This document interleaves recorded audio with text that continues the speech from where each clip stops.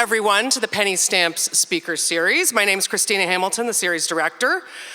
Today, here from the Metabolic Studio, we present Lauren Vaughan, an artist who works with architecture, performance, photography, sound, and farming to create urban, public, and land art projects. So every artist and designer from the Stamp School in the house should be inspired by something tonight. A big thank you to our partner for joining forces with us today. Today is a co-presentation with the Residential College's conference that is opening right now at this moment, the Community of Food, Society, and Justice Conference. So a special welcome also today to anyone who is here for the conference. You're joining us from near and far. This is a special keynote moment to open the conference, which begins tomorrow morning at the Residential College. The conference will engage the broader community and farmers in rigorous dialogue around the ways we meet the nutritional needs of society while also protecting the planet, promoting healthy lives, and ensuring food justice. So you can get more information on the conference if now you're eager to go. I have bad news. It is fully registered. So you can't join them if you aren't already registered, but the good news is they are going to live stream the conference. So if you go to the RC website, you can find a link to the live stream on their homepage. Just two announcements today. One, the gratitude campaign table is in the lobby this week, and we have Sam Plouffe and Zachary Williams in the lobby helping facilitate today. So for those of you who don't know and are joining us for the first time with the gratitude table, we're taking this fall season of Gather to gather our thoughts around the series and its impact, and we ask that you who have been coming to the series for some time to join us in expressing gratitude by sharing your reflections and ideas about the speaker series through a letter to the Stamps family. Penny Stamps, our patroness, who recently passed away, which is why we are doing this campaign for her family. We also have started Friends of the Penny Stamps series support campaign, so you could also consider joining us to help continue the legacy of what Penny has built here. Breaking news, hot breaking news today. For those of you who are excited about the impending visit of John Cameron Mitchell and the special event we're hosting on November 1st, Friday, he has decided that in honor of it being Halloween weekend, he wants to encourage folks to show up in costume and will be giving away free tickets to his one-man show the following evening to the best dressed. So, don your best and parade in front and be judged by John Cameron Mitchell himself. Yeah, that's actually All Saints Day, Friday, November 1st, the day after Halloween, at the Bethlehem United Church, which is just a few short blocks away from here downtown on 4th Street between William and Packard. We are going to have our regular Q&A style today in the screening room, directly following Lauren's talk here. Please do join us. If you exit these doors and go left down the long hallway before you get to the bathrooms, there's another little theater, the screening room, and join us right there for a Q&A and meet Lauren. Do remember to turn off your cell phones. And now for a proper introduction of our guest, we have writer and professor of environmental literature, environmental justice, and sustainable food systems. She's also the director of the East Quad Garden at the Residential College, and she is the conference chair for the Community of Food, Society, and Justice Conference. Please welcome Virginia Murphy.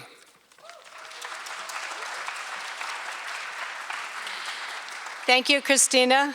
And thank you to the Penny Stamps Distinguished Speaker Series for co-hosting the Residential College Community of Food, Society, and Justice Conference. I hope to see many of you there tomorrow or live streaming if you're not able to join us in person.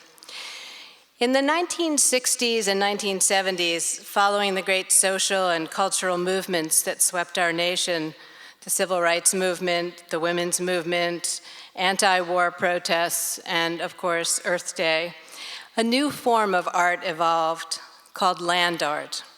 This art used the environment on a grand scale to highlight the ecological changes wrought by human activity. It arose, according to art critics of the time, because dissatisfaction with the current social and political system results in an unwillingness to produce commodities which gratify and perpetuate that system.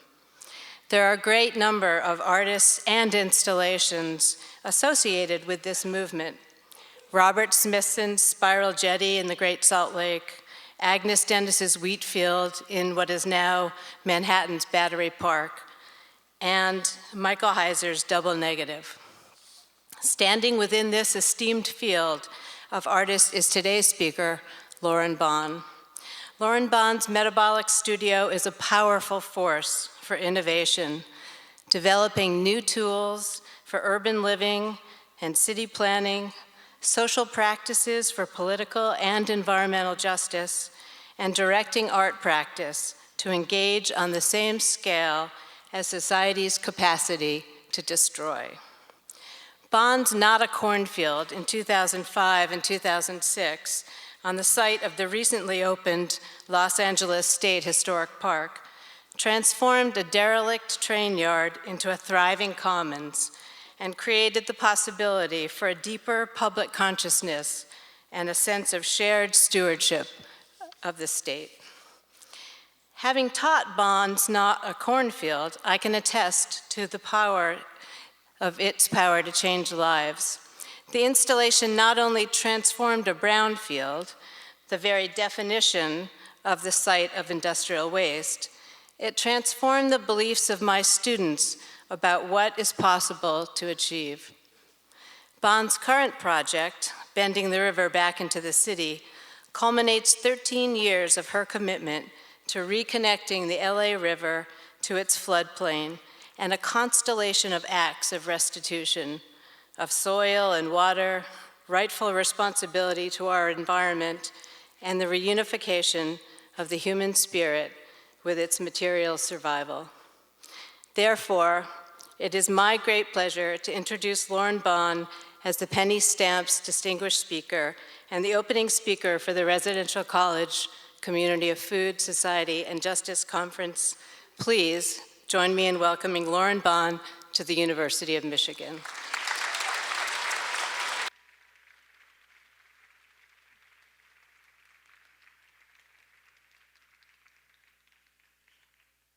Thank you so much for the warm welcome. First, I'd like to acknowledge the First Nations people of this land for the opportunity to be present here on your territory. I come from a very different place, a place west of the Rocky Mountains, a place that is really marked in particular by its aridity. And a lot of the work that I've done over the last 15 years is on the land of the Tongva and the Gabrielino Indians in what then became the historic core of the city of Los Angeles in the mid part of the 19th century.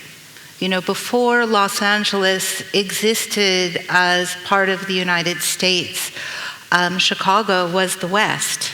So it's interesting that 150, 160 years later, the very rapid growth of the West in the post-Civil War era has created a sort of land use portfolio that is perhaps best personified, or not personified, but animalified by the mule.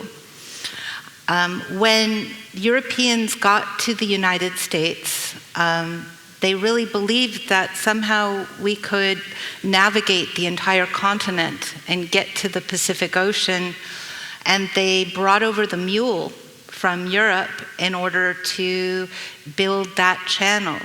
And that first attempt was the Erie Canal.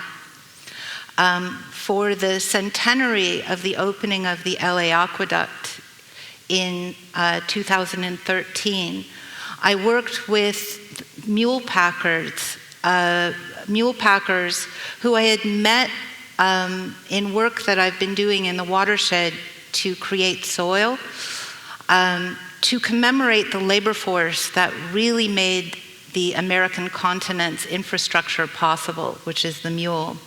So I wanted to start this talk about food and fuel by acknowledging the mule for its production of food in the form of carbons. And here we are on the Verdugo Pass, reflecting on the laws of the conservation of energy and thinking about the exploitation of ecosystems as a way to bring consciousness to 100 years of keeping water in an arid land from moving where it wants to go in order to make property safe and secure. There we are over the skyline of Los Angeles. That's a skyline that you'll see often in my presentation.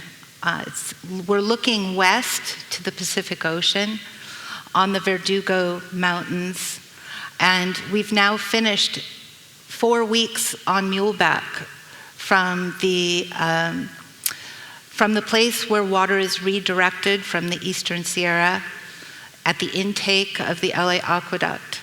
It takes 4 weeks to walk with 100 mules, 240 miles to downtown Los Angeles. Now, that strategy to move water where people want it isn't new. It's been around for millennia. Nor is moving mules new. Looking back in preparation for this talk, when prompted to think about my own journey and to talk to you from my own personal experience, I was taken back to being a new graduate from college in 1989 and going to visit Belgrade, Yugoslavia. And when I got there, they were preparing for a socialist conference. And coming from Boston at that time, I was very aware that you would never leave an open trench on the street for fear of a lawsuit.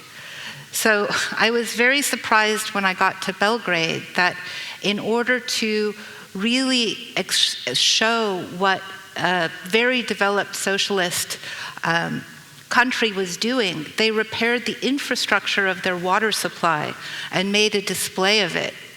So here I was in 1989, just starting to think about what art practice could be. And I ran across this scene, and I decided to carry around a sign throughout the city which signed my name to these found infrastructure projects, as if just by understanding that infrastructure can be art was the beginning of something important for me. After all, what if art doesn't need to be sold in the market? And what if art exists below the level of the seen into the unseen? And what if art is about the fluency of a liquid medium that brings life itself to so many living systems? Years later, I found myself in Los Angeles. Now, here are two pictures. The one on the left, taken in 1938, catalyzed the result on the right. So if any of you have ever been to the West, you'll notice that most of our rivers are actually flood control strategies. So the Los Angeles River that exists today is not, in fact, the wild, unbridled river you see in the picture on your left. It's, in fact, the storm control strategy you see on the right. And recently, as recently as last week, when I'd begun the construction of bending the river back into the city, I had the opportunity to be in the river channel, and it all of a sudden occurred to me that that channel is actually a physical model of the scale of the potential destruction of a flood. So what that really means is, imagine this wild, raging river that would throw boulders out when rain came and create a huge amount of destruction in the same place that Hollywood was beginning to emerge and property values started to become expensive.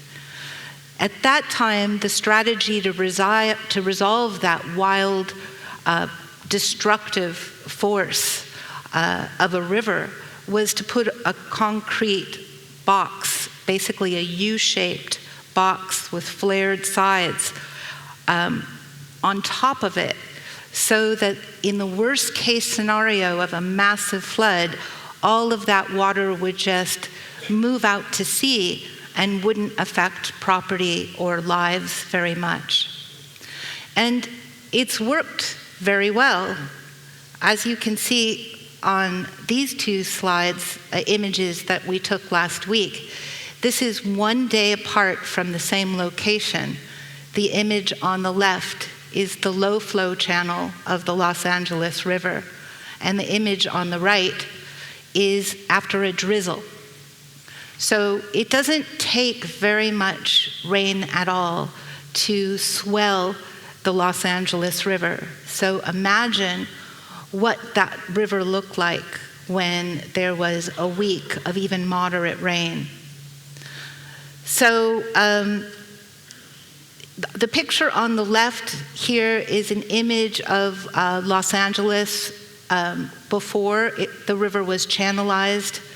And the picture on the right gives you an idea of how the managed water supply of the Intermountain West is configured, so that all of the main rivers that flow from the Eastern Sierra and the Western Rockies flow into dams that produce electricity, flow into aqueducts that bring water to important cities of the West like Los Angeles, San Francisco, Seattle, Portland, Tucson, Phoenix. We're basically all in a very managed watershed. Which brings us to the continent, the great American continent, which before the 1860s was the heartland, was full of these incredibly beautiful buffalo that would move all the way from the Gulf of Mexico almost to Alaska. These incredible creatures were pollinators of sorts. They would feed on the wild grasses, and as they ranged, their sharp hoofs would break up the clay pan of the soil, and as they pooped, the seeds of the grasses would, through their hoof marks, fall back into the rich topsoil of the prairies and self-propagate and self-diversify the Americas. These animals also have a kind of large and poetic place in my own life. In 2001, I came back from Europe, where I'd been living for a while, to Los Angeles. I had two little kids with me, and I took them camping on Catalina Island, which is an island just off the coast of Long Beach, California. And I went out there with all the stuff little kids like to do, games and things to barbecue and sweets to eat and stories to read. And we got out there in Catalina and we got in our tents and we fell asleep, and I woke up thinking I heard something funny. And I came outside the tent and we were surrounded by a herd of buffalo. And I thought, okay, that's the one thing I really didn't expect to find on the island. Turns out, when I did a little bit of research, that these buffaloes were brought from the Lakota tribe in South Dakota in the 1920s to make a film called The Vanishing Americans. And after they made the film, they left the buffaloes on the island, and they had overbred and grown outside of their habitat. And at that point, the buffaloes were being sold for dog food. And when I realized that somehow something had to be done. And this body of work that I call the Metabolic Cycle really began with my social practice work of organizing the first repatriatization of the buffalo. I managed to work with the tribes of the Southwest to raise enough money to airlift these buffaloes back to Long Beach and send them back to the Lakota tribe. Crazy but true. This journey made me start to think about the as-built of the North American continent. This drawing I made, now a photogram, reveals the rivers and streams of the Americas before the railways, before the roads, before the channels, before industry. And it's an incredible capillary nervous system of waterways. And we know that water is life. So to go back to the Lakota, to bring the buffalo back to the Lakota, was a very special beginning. And after that had happened, I was in New York, and I woke up in the middle of the night with this vision of a blue cornfield. And the blue was a certain kind of sodium vapor light that is very particular to downtown Los Angeles. And I put this in to just talk about the difference between the as-built of the United States and the world that I live in, Los Angeles, which is this other kind of neural system of infrastructure. But what I was going to say is that Grandpa Roy, the Lakota healer, told me a year after Not a Cornfield was finished that he sent me that vision of the blue cornfield because he recognized from his teachings, the Lakota teachings, that when the buffalo is returned to the tribe by a white woman, that it's the beginning of another cycle for humans on this planet. And he also helped me to understand that you would always know the difference between a vision and a dream, because a vision is something you know that you need to act on right away. So after I had that vision, I went to Sacramento to talk to people who were in charge of the piece of the city. You'll sort of recognize from my drawing the skyline out in the distance that we saw as the mules passed over the Verdugos. But that skyline in the background in my drawing anchors you to where that yellow is. Now that yellow band, at the time that I received this vision from Grandpa Roy, was a derelict train yard, a brownfield incapable of supporting life. A brownfield in science usually refers to a place where almost nothing can grow. There were certain things that were growing there, and those things play an interesting role in our story today. For example, tree tobacco, which is this incredibly crazy strong invasive plant, was all over the place, even after 50 years of nothing else growing there. And this is a bit of a segue into a later story, but just to sort of give you the post-apocalyptic good news. Life is abundant. Our lives are negotiable here. Mother Earth will take back any project that doesn't in some way give back to her. And tree tobacco is a really good example of that. This survivor plant digs its taproots down deep into the soil, even the most polluted, toxic brownfield. And in doing so, it cracks up the soil at a very deep level.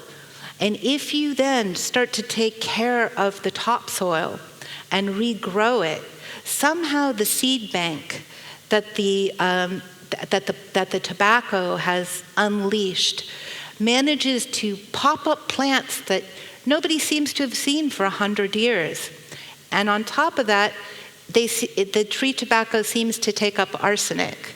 So there's a place to understand in the life cycle of places that every place is the narrative of its own becoming, even places that seem to have been ground to a halt. So the state park had been given as a law settlement this 32-acre defunct train yard to hold in trust as a park. California has a massive network of state parks. In fact, it's the largest state park system in the United States. But there weren't any urban state parks, and there certainly weren't any that were not capable of supporting any life. So they thought, okay, how bad can it be? We'll let this unusual request to plant blue corn on a derelict train yard that won't grow anything, that's been settled in out-of-court gentrification battle, to at least cleanse the soil. So we quickly brought in 30 truckloads of amended soil from different projects around the city, and look what happened. The Chlorophyll Revolution. 32 acres of corn were grown on a property known colloquially as the Cornfield. So when I had gone to the state park, I had told them that I'd like to grow 32 acres of corn. I had talked about corn being used as a remediation for all kinds of things that make a brownfield incapable of supporting life, like arsenic, like lead, like petroleum. But they were concerned because the colloquial name cornfield was hearkening back to a pre-settler colonial time when the Tongva would harvest something very like corn on this site. So they said to me that there was no historic proof that anything like corn ever grew on this site. So I said, well, why don't we call the project Not a Cornfield, just to make sure that everybody understands that it's not a cornfield that we're hearkening back to.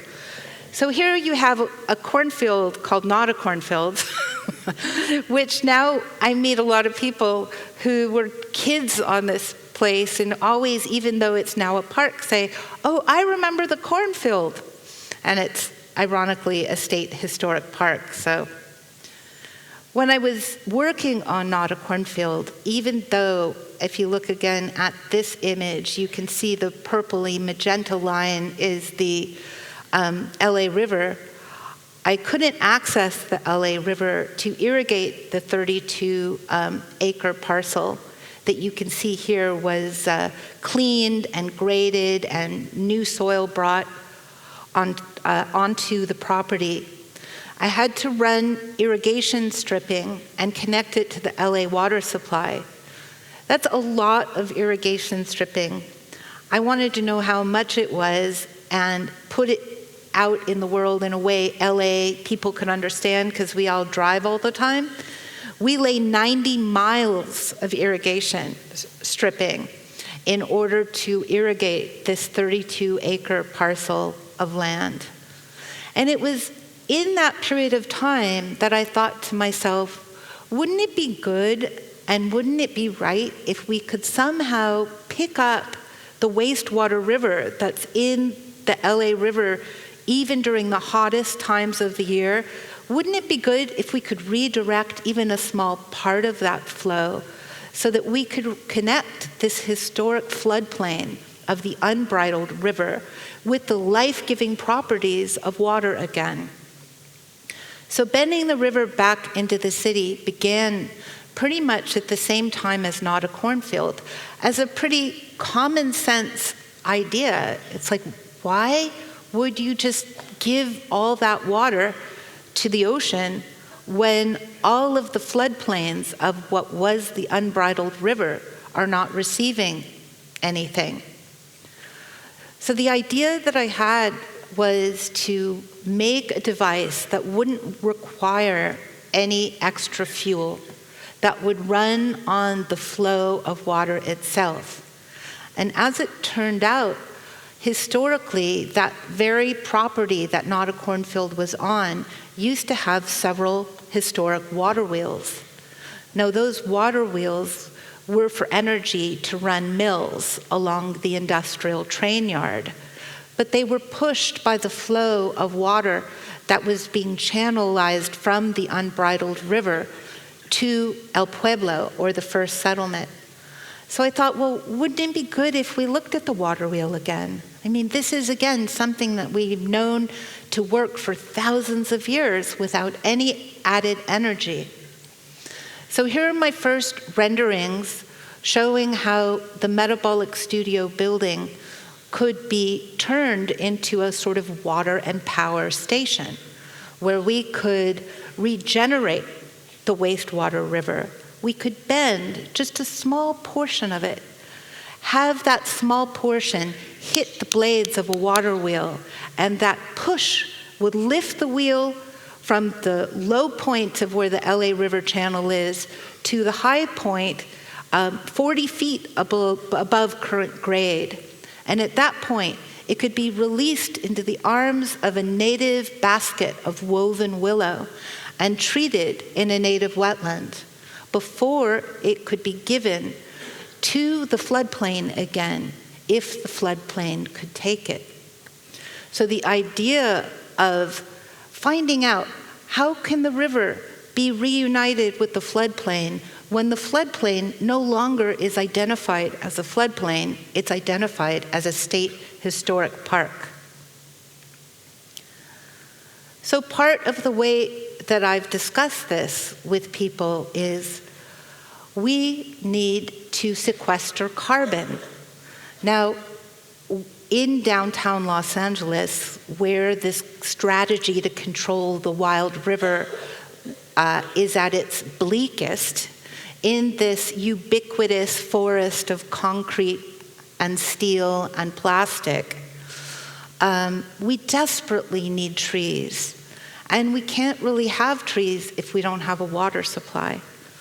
So to cajole the idea that a river, a meandering river, could move again on this regenerated wastewater river, I drew this rendering to show what 5 years from now East Los Angeles could look like, and what kind of effect that putting trees in schoolyards, putting trees in community centers, putting trees in state parks, city parks, extending the pollinator field for the pollinators in Elysian Park, what it would do.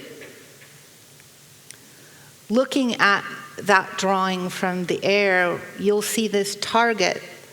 The center of the target is where the bend in the river will be.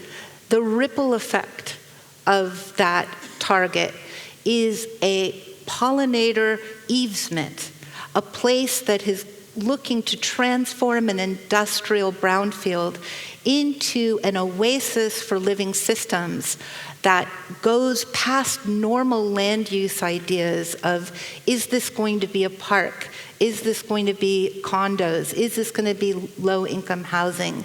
Into thinking, how are the living systems to benefit without a new notion of entitlement that accounts for living systems who can't speak for themselves? So this target is a way to negotiate land use when exchange of ownership isn't really necessary. And this story, of course, takes us to a whole system of what-ifs. Like, what if nobody needed to own land anymore? And what if we acknowledge that our watershed flows to us from snow that falls from the sky in the Eastern Sierra? And what if the city of Los Angeles, that bought up all the land between the city and those mountains, relinquished it so that we could again figure out how to live in harmony with super predators like grizzly bears, and condors and red-tailed hawks and wildcats and deers and bucks, And what if all of the livestock animals that we brought out to the Eastern Sierra to manifest the destiny of the Great American Project 100 years ago were now repatriatized like the buffalo and considered part of this new nature? What if we didn't slaughter the wild horses that are ranging in the great deserts of the Intermountain West, but welcomed them for their soil-producing capacities? So this long march, this 1 month performative action that we took for the centenary of the opening of the aqueduct was this consciousness for our team itself to understand the watershed that we are partaking in. And to figure out how to document that, we started by a performative action in the center of the scar of the city of Los Angeles. There's a 100-mile scar. It's called the Owens Dry Lake. It's held in trust as a water body, even though there's been no water in it again since the 1930s. It took 20 years for that 100-mile lake to dry up. And today, it's part of the federal government's Environmental Protection Agency portfolio because it's the worst propagator of carcinogenic dust in the world, at least in the Northern Hemisphere, and I think it's still in the world, because the great winds that rush through this valley lift the carcinogenic dust into the cloud strata, and dust, the most ubiquitous material on planet Earth, goes over the Pacific to China, drops into the Pacific Ocean, and becomes a kind of cocktail of arsenic and other horrifying things, which have now been all mixed in with Fukushima's radioactive waste. Not a pretty picture. So we decided to start to document at the studio the scale of infrastructure collapse in the United States. And we started to do it in a way that would be environmentally least worse. We built our own camera out of a shipping container in an electric truck. We go across the United States, and we chose to mine silver from a mine on the other side of this Great Lake. And we use silver because when we make our giant prints, we take the water out of the bath of the prints, and we get these nuggets of silver out of it. So we're mining silver from our photographic effluents, and we sell this silver in order to fund our projects. And here you see us descending into the mines of the Iou, into the mines that brought people racing from the East Coast, racing from the Deep South, in search of a new epistemological way of life, trying to escape the dichotomies of the East and the South and the North, to move west in order to rethink what culture could be. This was the time that federal government overspent on the building of the railways, and the discovery of silver was what allowed us to rethink how to get ourselves out of debt. So silver mining was a really important way forward in the 1880s. We think that today's silver mining is the production of soil. So in that very place that silver mining and mule packing is going on, in that place of the Owens Valley that's the source of our water in Los Angeles, we've started a soil-producing engagement called the Iou Soil Project. And here are some of our team loading homemade soil into bags for distribution for free at a garden called the Iou Garden on Main Street in Lone Pine. This garden is a property owned by the LA DWP, the Department of Water and Power, and getting them involved in this action of giving away soil has been interesting. People are coming to dinners that we host and food that we grow with soil that we make. And we think of soil as a new kind of silver currency, something that those of us thinking that artists need to create on the same scale that society has the capacity to destroy. We understand that it takes 500 years to repair the topsoil that's been destroyed. So backing dirt, turning money into dirt, dirty money, is the way forward. Here we are doing our soil production in the aftermath of Not a Cornfield. Again, you'll see this historic viewpoint of downtown Los Angeles. And what you see in that circle is approximately a 1 acre territory that we were able to negotiate with the park system as essentially a compost monument we called Cornhenge. Cornhenge was a space that we were allowed to take care of while those bales of corn fodder disintegrated. And those disintegrated bales formed this garden.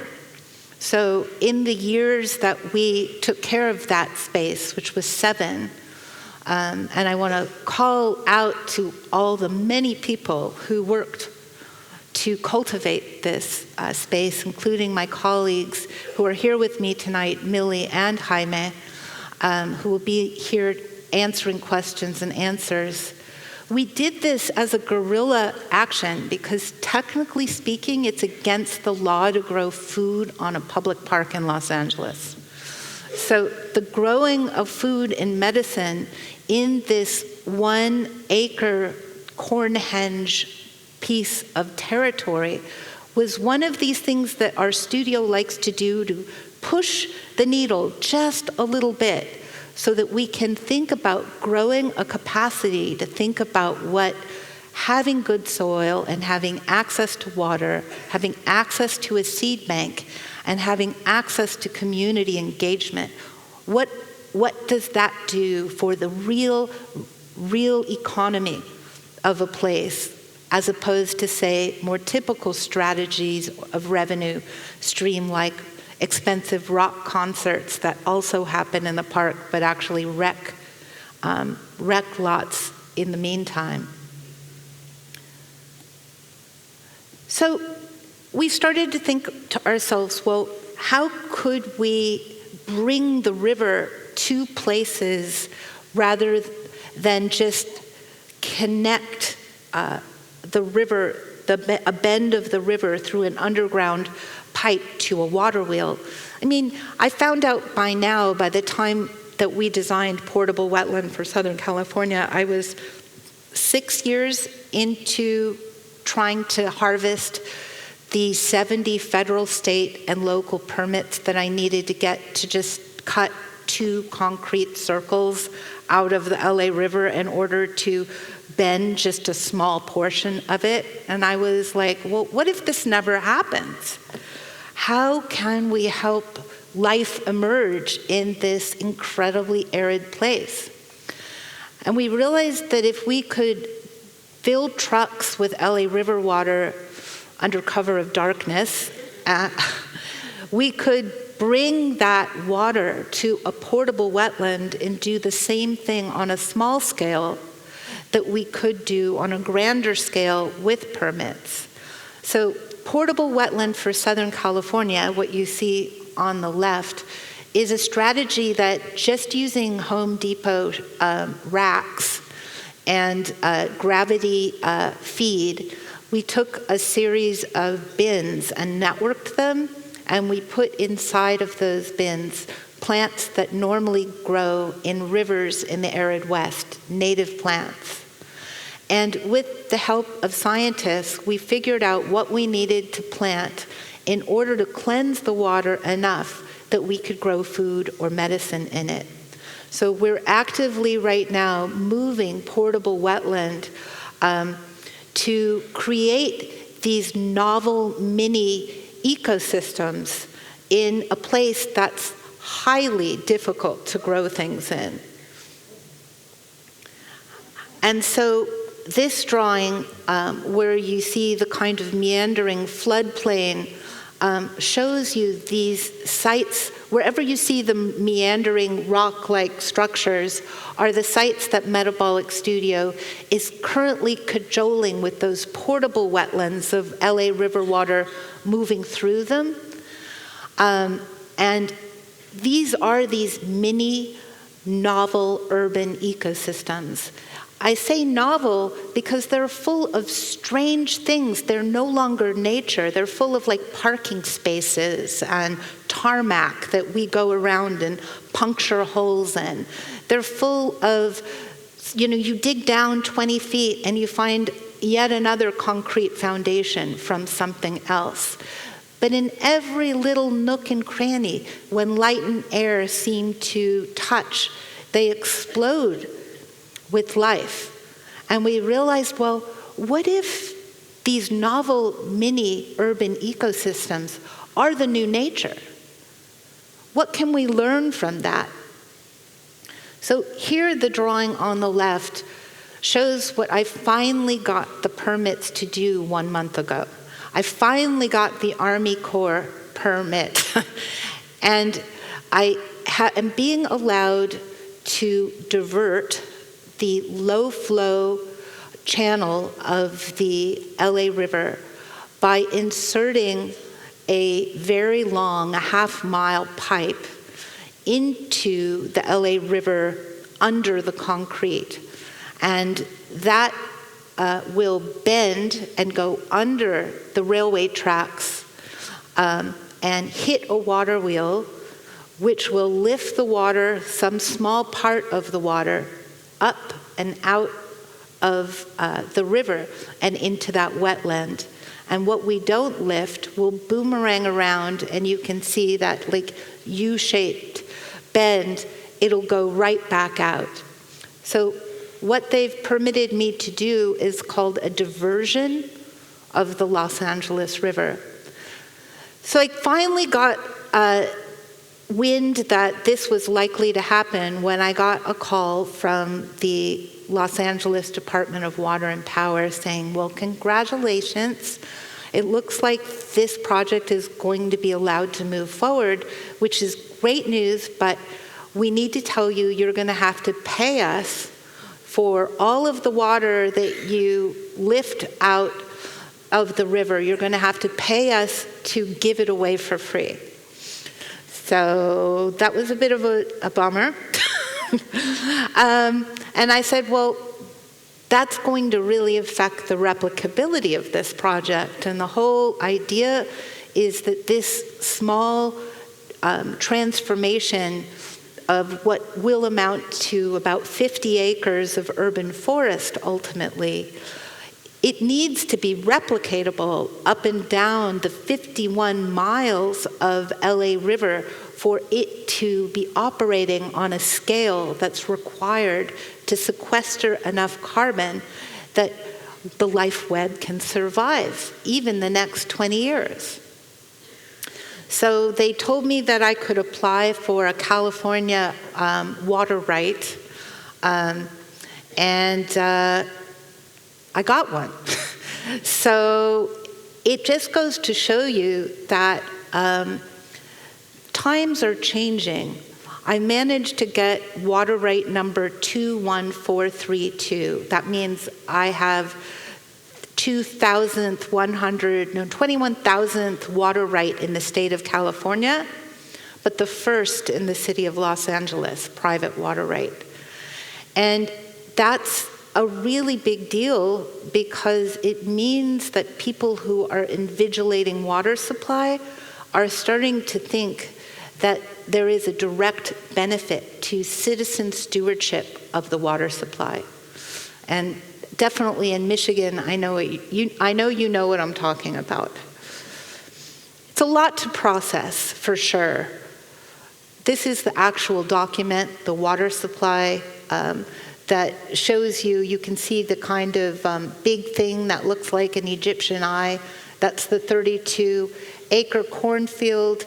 You can see the boxed places that let you know where the point of diversion is and where the primary place of use is. Again, most of our water, most of the 106 acre-feet of water that I've been allowed to move will be going to the State Historic Park. So here we are last week, lifting the first 5,000-pound triangle of federal concrete out of the LA River. And thank you. I still kind of can't believe this is happening. I want to show you a little video here because it was such an exciting moment.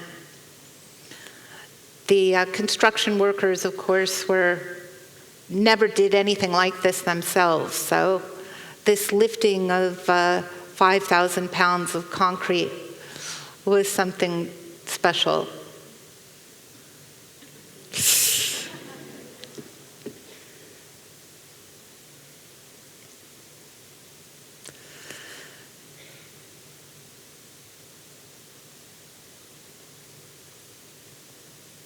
So when we looked underneath this concrete, what we found was the floodplain of the unbridled river. It never occurred to me that under the concrete of the river was the river. I don't know why. I somehow, even as much as I knew about the river, there it was.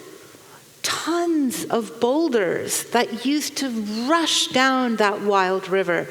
Silt, a seed bank, possibly even seeds that will still grow.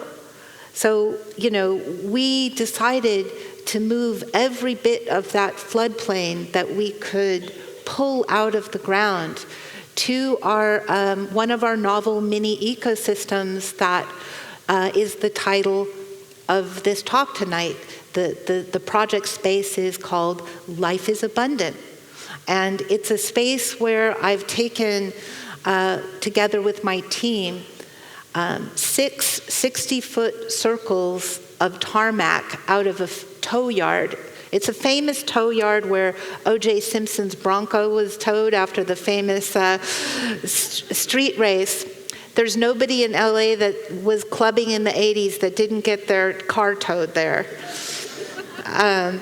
And we've thought, well, what if we are in search of the floodplain? What if we slowly undevelop this tow yard and we take these circles out?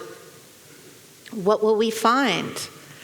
And I realized that on the bottom of these triangles that we were lifting, we would find what I had hoped to find and hadn't found yet on the Project Undevelopment 1 site, which is you can see the wash of the wild river on the bottom of these triangles. The rocks are embedded in the concrete that was just poured right on top. And here are the triangles that we have taken out. These triangles, the photograph is taken by our liminal camera, our camera in a shipping container. And these 5,000-pound triangles will line the walls of the pit that will hold the water wheel. So when you come to the site, you'll be able to connect viscerally with the floodplain of the river, just in the tactile and sensory way that you'll be able to touch those primary rocks of the floodplain. And speaking of primary rocks, look what we found. These are 10-ton riprap. Now, riprap, I didn't even know that word 3 weeks ago, are big granite boulders that were brought down when the river was channelized to support the infrastructure being built. And then they would just cover them with concrete. And when we did our incision of triangles and dug out 8 feet of floodplain, we hit these boulders, these 10-ton boulders, which were just so incredible to see. And here's a collage that we just made, which shows that our intention for these novel mini urban ecosystems to emerge. We're telling our array of parks, wouldn't it be great if we can excavate the floodplain that's underneath the concrete river and reconnect the floodplain of your parks with the primordial earth, silt, and stones that were there. So this rendering is hopefully the bend in the river. What you'll see when you visit in a few years is you'll see the river moving on either side of its current concrete jacket in the actual arms of its own floodplain. And here's an aerial view of Life is Abundant. Here are the 6 60-foot circles that have been excavated with a small rendering which shows you the future vision when these circles eventually become part of that urban forest. Only trees that we have planted so far are trees we brought back from the Owens Valley, the cottonwoods that were dying as a result of there being no water to feed them, and they're thriving on this site. And this was a quick collage that I put together to show you the last 10 years. You can see on the top left the tow yard, and you can see on the bottom right the most recent Google. These are all pulled from Google Earth, which I always think is an interesting way to see work to scale, is not necessarily what I'm documenting, but what satellites are documenting about the transformation of the same place. So these 6 60-foot circles of tarmac that we've removed have each been sort of study circles, research circles into what would happen if we plant some native plants that facilitate a landing ground for birds, bees, and butterflies. And just then create the context by developing soil, by composting, soil amending, collecting manure from our mule packer friends. What if we just create the context for life's abundance? What if we just catalyze self-propagating, self-diversifying feedback loops that can support themselves? Then maybe we can speak to the diversity of all living systems that also have a right to life. And just this month, we discovered that we have a coyote resident on Life is Abundant. Here's our coyote on top of one of our piles of soil. It's now his home. And interestingly enough, the rabbits and the cats and the other wild animals that are living here with him, he doesn't seem to want to eat them. He seems to be moving in these mini novel ecosystems that are emerging around the LA River, and all these systems seem to be thriving. So I wanted to talk about, like, when do you know as an artist working with metabolic systems that your work is successful?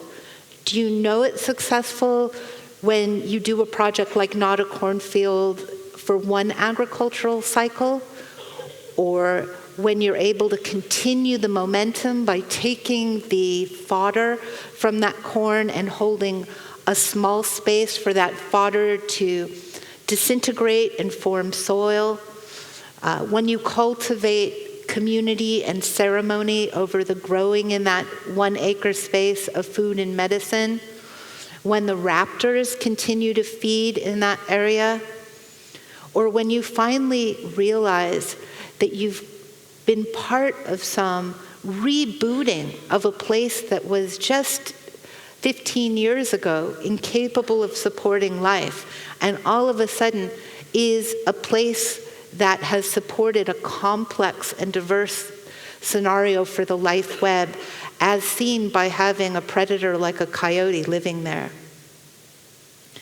So here's a picture from the air of this complex network of mini novel ecosystems. And I'm going to start to bring this to closure to talk about the role of poetics in the conversation of a water right number 21432. This black floor represents the 124 feet of pipe that this last month we lay into the floodplain of the river. Not without complexity, not without misgivings. The pipe we laid was a petroleum-based product that we inserted into the floodplain. We decided to go ahead and do that so that we could talk to the engineers about the rest of it. But to be able to talk about how we as artists can interface with the federal government, who owns the Army Corps, who owns this project, and the Army Corps takes care of it, the Army Corps of Engineers. Underneath that, the floodplain I touched is property controlled by the city of Los Angeles. This project has put us in touch with them. We had cultural monitors from the Tongva tribe with us while we did that. We asked their permission to do this work, and were tasked with looking for important artifacts that might be there, like seashells that are a normal part of the burial ritual for the Tongva. Sometimes you need to choose to make compromises as an artist in order to get the primary job done. And I think that that's where our generation of art practice is different from the earthwork artists of the 70s and 80s. We no longer can make aesthetic objects that don't function to give back to Mother Earth. All of our collective work needs now to think about not just what our art supplies and our art practice takes from the earth to make, but what we as artists and thinkers can give back. Artists need to create on the same scale that society has the capacity to destroy. Thank you.